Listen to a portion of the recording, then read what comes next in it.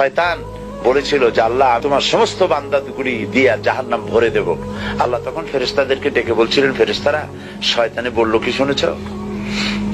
তোমরা যাও পৃথিবীতে, আমার বান্দারা শয়তানের ওয়াসওয়াসায় পড়ে যদি একটা গুনার নিয়ত করে, গুনাহটা করে নাই, গুনার নিয়ত করেছে, আমলনামায় একটা গুনাহ লিখে দিও। আমলনামায় কোনো গুনাহ লিখবা না। গুনার নিয়ত করেছে, গুনাহটা করে নাই, গুনাহ লিখবা না।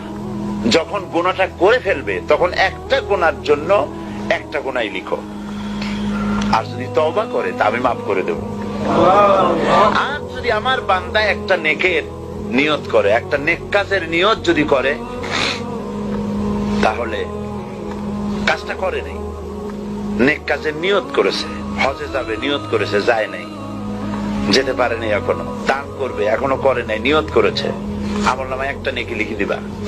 আর যখন নেকের কাজটা করা হবে তখন 10টা গ্রেস মার্ক